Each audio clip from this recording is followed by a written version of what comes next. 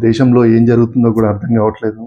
Cyber నేరాలనేది విపరీతంగా పెరిగిపోతున్నాయి. కొత్త పుంతలు తొక్కుతున్నాయి. అలాంటి ఘటనే ఒకటి జరిగింది. దాని గురించి మీకు చెప్తూ ఉన్నాను. మీకు ఆల్రెడీ తెలుసో తెలీదో నాకు తెలీదు గానీ, అవేర్‌నెస్ కోసం నేను చెప్తూ ఉన్నాను. ఈ ఘటన బెంగుళూరులో జరిగింది. ఒక ఫేక్ యాప్‌నే క్రియేట్ చేశాడు ఒక వ్యక్తి.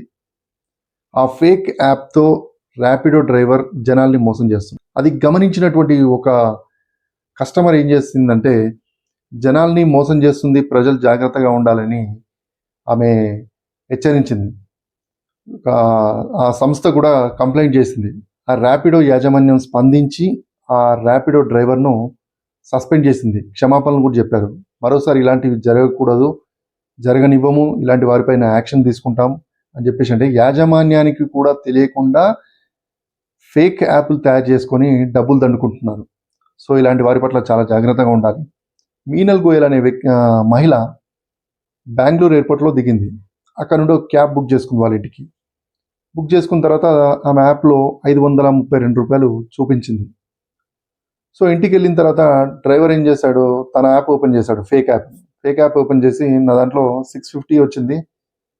సో 650 చెల్లించండి అనేసరికి ఆమెకి డౌట్ వచ్చింది. నా దాంట్లోనేమో రూ. 532 ఉంది, నీ దాంట్లోనేమో రూ. 650 ఉంది.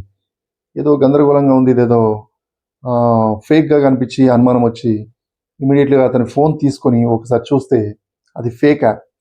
అంటే ఇలా జనాల్ని ఎంతమందిని మోసం చేస్తున్నారని చెప్పి అడిగేసరికి తడుముకున్నాడు. సో ఇమ్మీడియట్‌గా ర్యాపిడో యాజమాన్యానికి కంప్లెయింట్ చేసింది.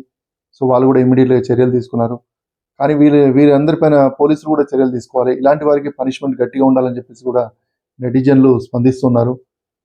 సో ఇలా మన దగ్గర కూడా చాలా జరుగుతాయని నాకు కూడా ఒకసారి జరిగింది. మనం బుక్ చేసినప్పుడు ఆటో ఒక నెంబర్ ఉంటుంది.